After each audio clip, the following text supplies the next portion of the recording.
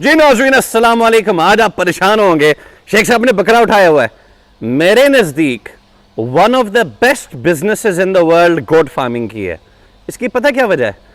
इस बकरे का गोश्त खाया जाता है, इसके पाँव सिरिपाई के तौर पे इस्तेमाल होते हैं, इसका दिमाग भी इस्तेमाल होता है, मगज खाए जाते हैं, इसकी जुबान तक खाई जाती है, इसकी ओजरी तक लोग खाते हैं, इसकी खाल की कालीन और जंपर्स बनते हैं। इस बकरे का कोई हिस्सा जाया नहीं जाता, लेकिन इसको पालने के लिए भाई आपको कई कनाल एकड़ जमीनों की जरूरत है, जो कि हर पाकिस्तान के शहर रहने वाले के पास नहीं है। इतनी जमीन कहां पे मुयस्सर करोगे? लाहौर में, कराची में, फैसलाबाद में, जंग में, पाकिस्तान के दीगर शहरों में। बकरियों को पालने के लिए जमीन चाहिए ताकि वो चहलकदमी कर सकें। खुराक के तौर पे लूसन, स्टाला, पट्ठे, ये आसान काम नहीं है। अब इसके मुकाबले में लव बर्ड्स को पालने के लिए क्या चाहिए? गौर से सुनना। बकरियां दूध भी देती हैं। अब ये लव बर्ड ना ही दूध देती है, ना ही इसका गोश्त खाया जाता है, ना ही इसकी खाल की कोई जंपर बनती है, जैकेट बनता है, लेकिन ये दुनिया में पसंद किया जाता है। बच्चे शौक से इसको रखते हैं, इसकी ट्रेडिंग होती है, इसकी बाकायदा ब्रीडिंग फार्म्स बने होते हैं। अब ये है किधर का? इसका नाम क्या है? इसका इंकिशाफ कब हुआ? अगर आप नहीं जानते या आपके करीबी दोस्त अहबाब नहीं जानते, आज मैं आपको तफसीलन इसके मुतल्लक बताता हूं। इस वीडियो को आपने अपने दोस्तों तक लाजमी शेयर करना है।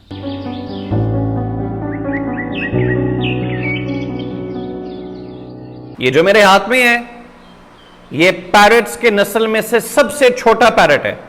इसको बोलते हैं एगापोनिस। इसकी बुनियादी तौर पे 9 किस्में हैं।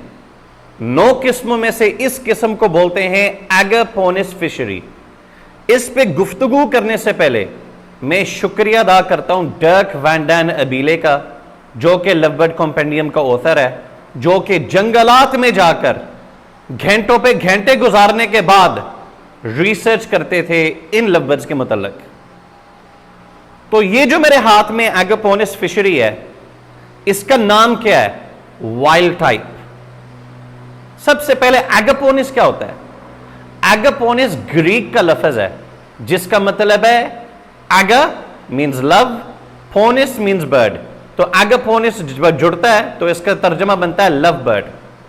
अब आपके नजदीक ये बड़ा प्यार वाला तोता होगा, कोई शक वाली बात नहीं है, लेकिन जब ये अपनी सर्वाइवल की बात करे तो ये दूसरे बर्ड्स को कत्ल कर देता है, मार देता है। ये मैं बातें बाद में जाके बताऊंगा। अब इसका इंकिशाफ किसने किया है? 1887 में एक जर्मन एक्सप्लोरर था जिसका नाम था गुस्ताव फिशर। उसने सबसे पहले इसका इंकिशाफ किया। अब ये बर्ड्स वाइल्ड में थे, ईस्ट अफ्रीका में, नॉर्दर्न टैंजानिया में। अब जब आप अफ्रीका समझते हैं, सुनते हैं, टैंजानिया का नाम सुनते हैं, तो वहां पे जंगलात में सिर्फ ज़ेब्रास, राइनोसोरस, लायंस, इस तरह के जानवर पाए जाते हैं। उसी इलाके में पानी के पास ये बर्ड्स वजूद में हैं। ये जो आपको भी तस्वीरें दिख रही हैं, ये वाइल्ड में तस्वीरें खींची गई हैं, किसी के पिंजरे में नहीं, वाइल्ड में, जंगलात में। लेकिन अफसोस से कहना पड़ता है 80% के करीब जंगलात से बर्ड्स को शिकार कर करके टैंजानियंस ने इस बर्ड का एक्सपोर्ट किया, निकाल दिया वाइल्ड से 80% के करीब। अब ये वाइल्ड में उस वक्त तकरीबन इंडेंजर्ड स्पीसीज में कहलाने लगे थे। इसकी तादाद वाइल्ड में कम हो रही थी, तो वहां के लोकल अथॉरिटीज ने इस पे बैन लगा दिया कि अब ये एक्सपोर्ट नहीं होगा वाइल्ड बर्ड। तो उस गैप को रिकवर करने के लिए बड़ा टाइम लगेगा। जिस सन में मैं पैदा हुआ 1987 में, इनकी तकरीबन तादाद वाइल्ड में 6000 थी। तो इस बर्ड में खूबी क्या है? आपने देखा होगा हमारे कई senior breeders, junior breeders, love bird के शौकीन ग्रीन बर्ड को पसंद करते हैं। इसमें बिलाखिर ऐसा है क्या? शोज पे जाते हैं, ट्रॉफीज जीते हैं ये बर्ड। क्या है इस बर्ड में? इसमें देखने क्या होता है? आम आदमी इसको और बाकी ग्रीन बर्ड्स को एक जैसा समझेगा, हरगिज़ नहीं। ये है एगापोनिस फिशरी। अब आपको मैं बोर नहीं करूंगा, ना ही मुश्किल अल्फाज इस्तेमाल करूंगा, आसान अल्फाज में समझाने की कोशिश करूंगा कि एगापोनिस फिशरी, लव बर्ड जो फिशरी में है, प्योर ग्रीन कलर का होता है। उसका जो मेन बॉडी पार्ट है ये ग्रीन कलर का होता है। जब आप इसके फ्लाइंग फेदर्स यू खोलेंगे तो इस कलर के होने चाहिए, जो इसके प्राइमरी फेदर्स हैं। बर्ड उड़ता इससे है।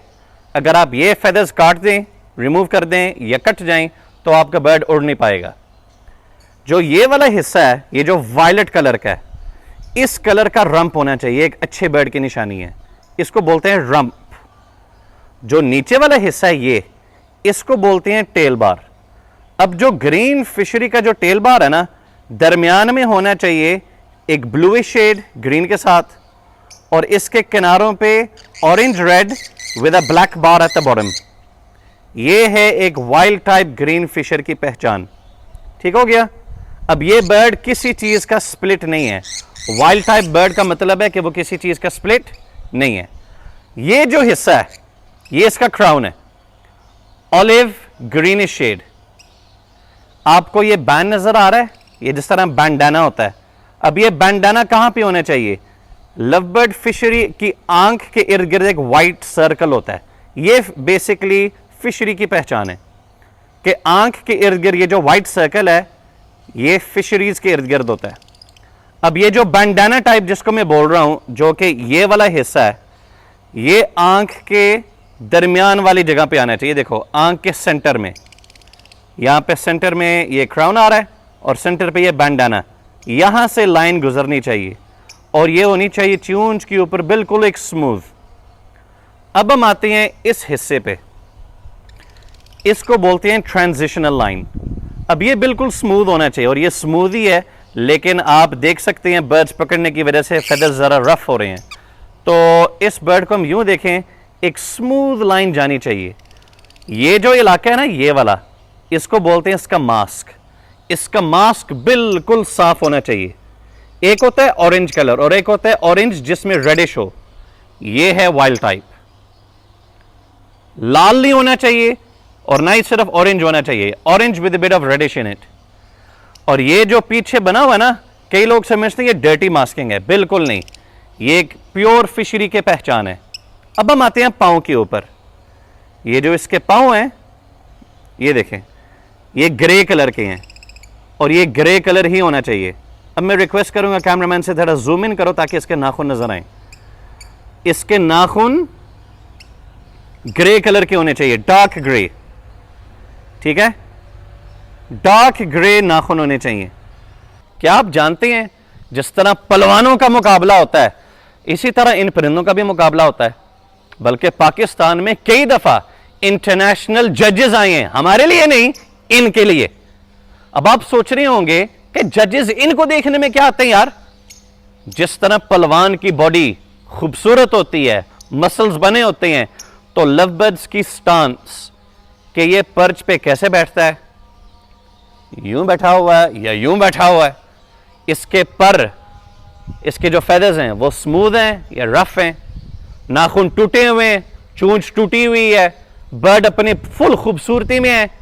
तो किन किन पॉइंट्स को देखा जाता है? सबसे पहले जो मैंने आपको डिस्क्रिप्शन बताई है ना, ये पूरी होनी चाहिए कि लवबर्ड की जो ये जो बीक है डार्क रेड होना चाहिए, ब्लड रेड जिस तरह का ये है, मास्क ऑरेंज रेड, ये जो क्राउन है ऑलिव ब्रॉन्ज कलर का, रंप वायलेट कलर का, बॉडी प्योर ग्रीन, मिक्सिंग ना हो, पैचेस ना हो, पांव ग्रे कलर के, नाखून डार्क ग्रे कलर के। इसके अलावा किन चीजों को पे देखा जाता है? पॉइंट कहां पे कटते हैं? अगर चूंच डैमेज्ड हो, नंबर्स कटेंगे।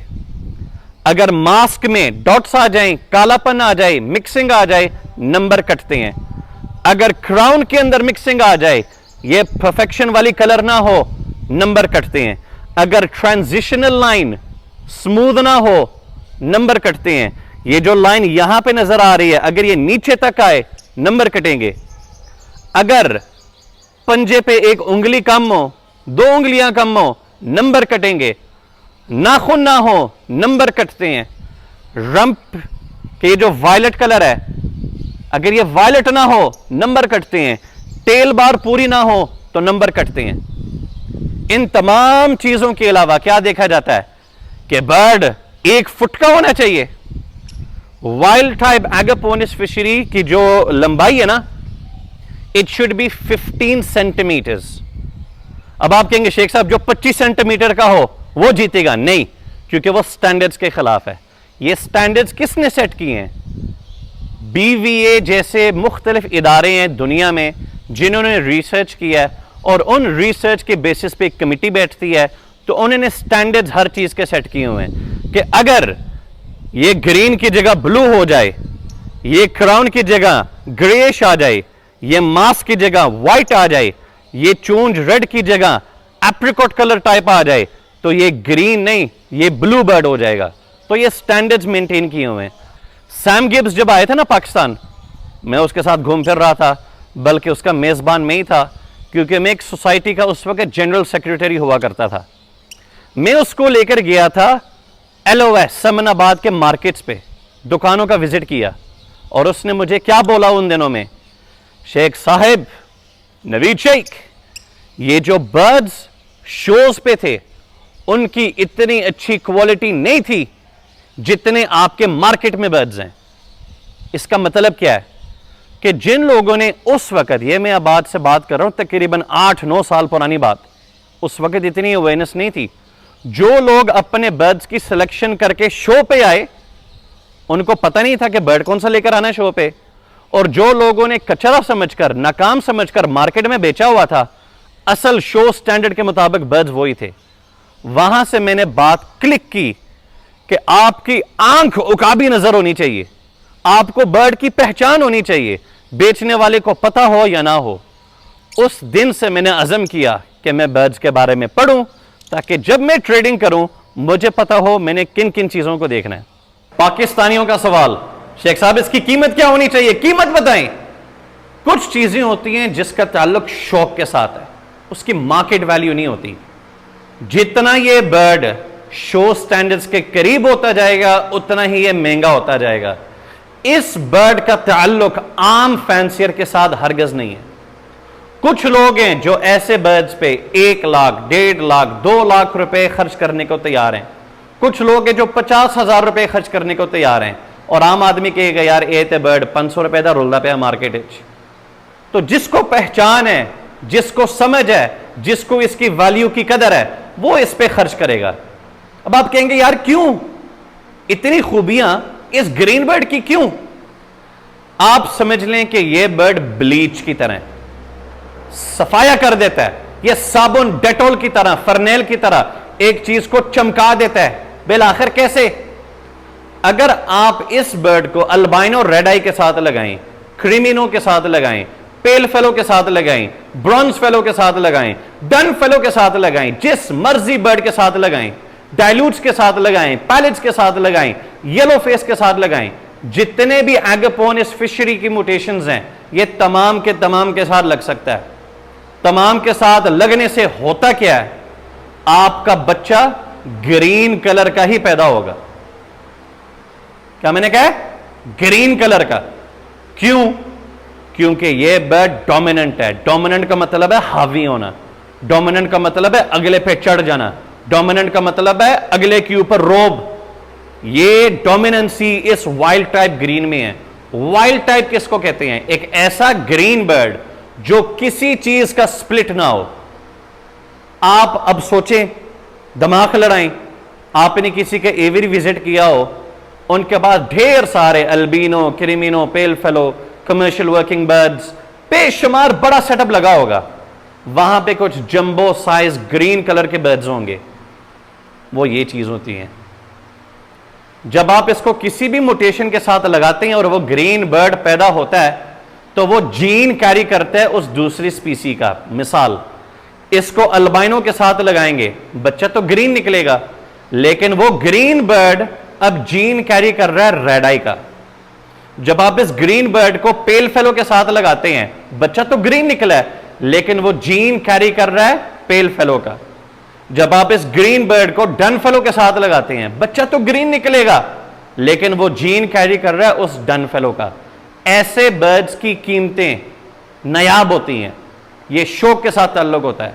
लेकिन जो लोग सिर्फ पैसों के चक्करों में, जल्दबाजी के चक्कर में, अपनी री इन्वेस्टमेंट को जल्दी क्लियर करने के चक्करों में आए, उनका शोज के साथ ताल्लुक नहीं होता, उनका इस लंबे प्रोसीजर के साथ ताल्लुक नहीं होता। अगर आपको आज की वीडियो अच्छी लगी है तो अपने दोस्त अहबाब, अपनी कम्युनिटी में लाजमी शेयर करें, और इंशाअल्लाह अल्लाह ताला मुझे तौफीक दे।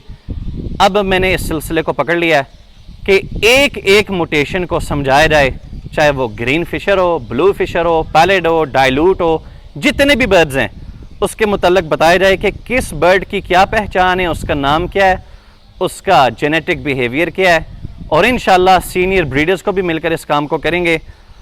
आपकी सपोर्ट की ज़रूरत है कि इस वीडियो को ज़्यादा से ज़्यादा ग्रुप्स में और लोगों से शेयर करें।